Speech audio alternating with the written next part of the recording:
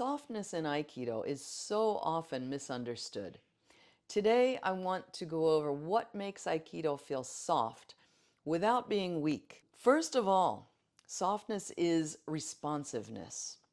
So it gives us the ability to change, the ability to receive, the ability to adapt.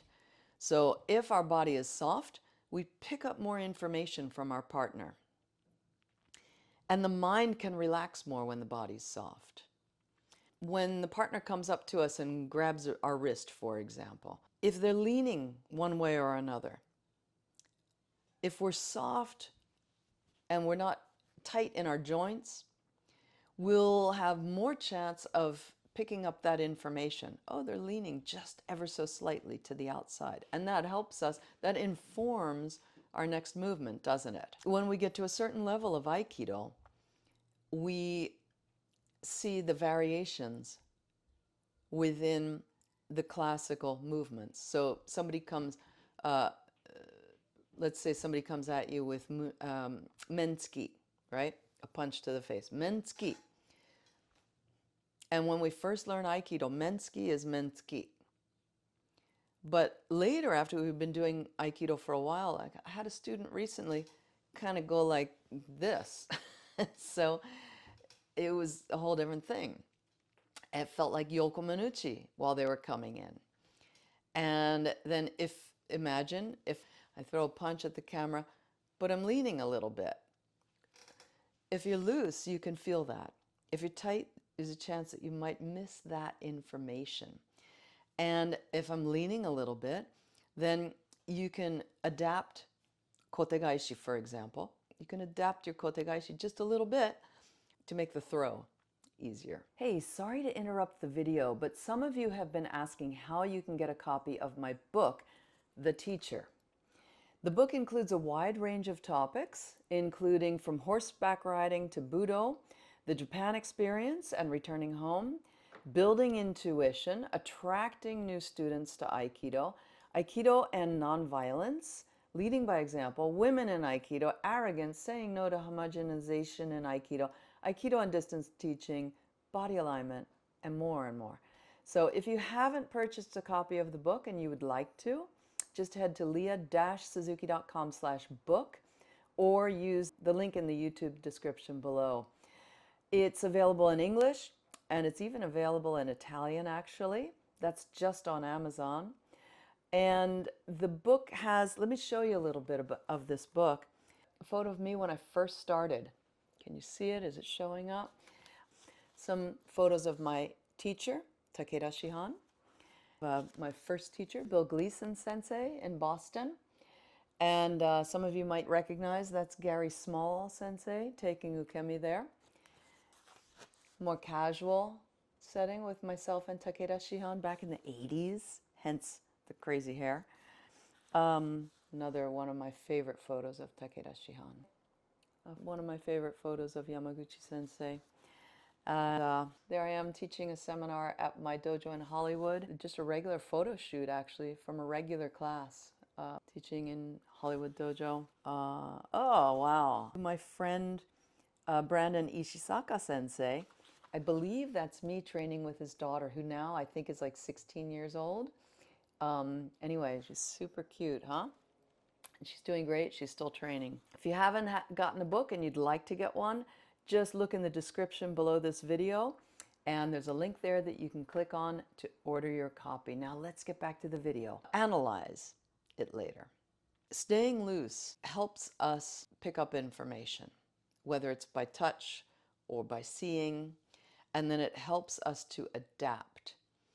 If you're tight, then it's hard to change to a different movement. And if you've been training for a while, you know that sometimes it's really helpful and appropriate to change to maybe even a different technique.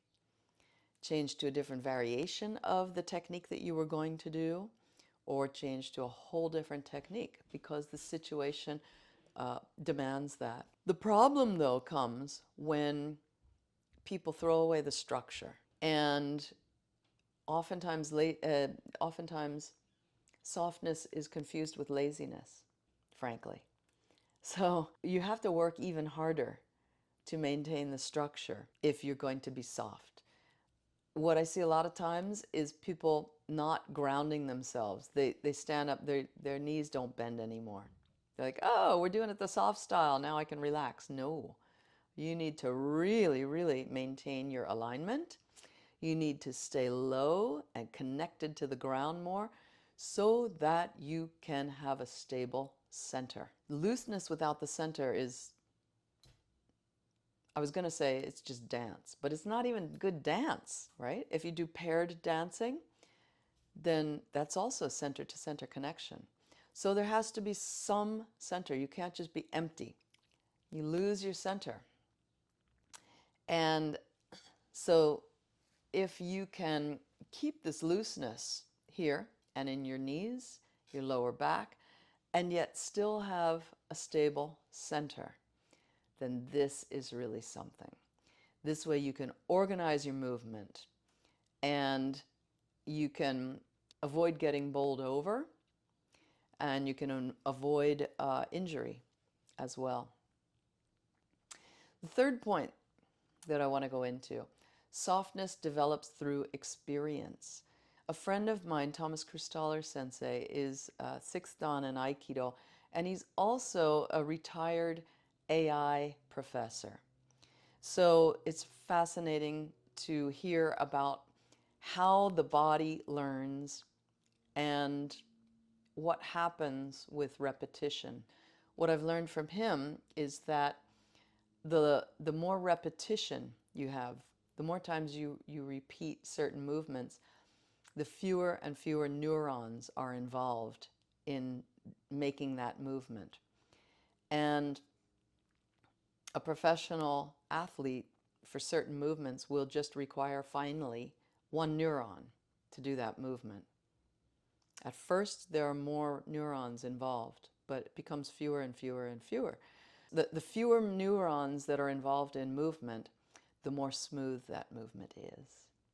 So, looseness repeated over and over with a stable center, this is really, really going to benefit you. When you're loose, everything becomes more efficient and it's harder for your partner to find how to resist against you. If you're tight, your partner knows exactly where that tension is. If you've been watching my videos, you've probably noticed that I sometimes use Shoto, or short sword. I find that it helps students drop their shoulders, stop pushing, and really feel the technique. Right now, I have a limited number of these Suzuki signature Shoto available. They're made in Japan from premium Japanese white oak.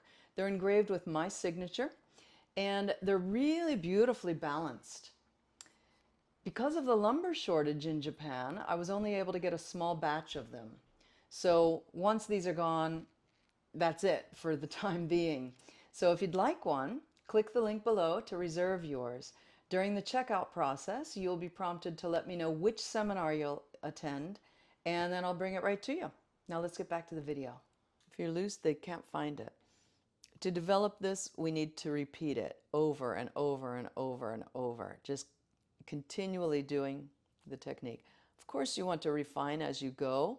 If your teacher tells you, like, put your hips forward more when you do it, then put your hips forward more. Of course, we want to make it more intelligent all the time. But repetition and experience are what help to create this softness because we're using fewer and fewer neurons. Imitate your sensei, then listen to the pointers. For me, by the way, I send messages to people around the room because this is what my sensei has always done for me. I would be training with somebody and I'd try to always have sensei in the corner of my eye. A lot of times we look at our wrists and we look at the tatami when our partner falls down. I was trying to keep my head like this and watch my partner, but then always like, where is sensei? And sometimes I would catch his eye from the other side of the dojo. And he would see that I caught his eye and he'd go, and I go, oh yeah, shoulders, shoulders. Okay, right. Imitate your sensei and then be available and receptive to the corrections from your sensei. Don't worry so much about the analytical explanations, because that takes you back into your head, sometimes stops all the movement. Oh, let's stop and discuss this. No, keep going. You'll be able to feel your partner better if you work on being loose. In conclusion, softness is strength without the tension. That's all it is. If you want to really work on this, seminars are a great way to do it, because you take yourself out of your comfort zone, especially if you go to a seminar of a different group. So, and train with different people. If you go with your friends from your dojo, please don't just train with your friends from your dojo. Try to train with the other people that you've never trained with before. Put yourself out of your comfort zone and try to remain soft while you're training with them. Speaking of seminars, I'll be teaching this coming weekend in Kumamoto, Japan. It's the 27th through the 29th, and there's a few different teachers. So come join us. It's a beautiful area. I'm hoping that we'll be able to see some sakura, some cherry blossoms. It's right around that time that it could happen. Then in June, I'll be in Wexford, Ireland, and I'll also be in the UK in a town called Marple. Hope you can join me there, especially if you live in the area. Come join us. And then by the way, at the end of May, I'll have a seminar at my dojo in Los Angeles with Ikeda Shihan, Bruno Gonzalez Sensei, and myself. It's a 4-day seminar. Then in July, I'll have a 5-day camp at my dojo in Los Angeles. That'll be just me teaching and maybe 1 or 2 other members of AKI USA. It's a big event. It's the 30th anniversary of Aikido Kenkyukai International USA, AKI USA. It's the organization that I founded when I came back from Japan 30 years ago. So please join us for any or all of these. And then in September, I'll be in some different cities in Germany. October is, first weekend of October, I'll be in Montana. And the second weekend of October, I'll be in Redlands, California with Chetan Prakash Sensei. So I hope to train with you somewhere at some point. And in the meantime, please keep training and please try to loosen up. Leave a comment in the comments section and let me know how it feels to really focus on being loose during your classes. Thanks so much for tuning in, and I hope to train together soon. Bye-bye.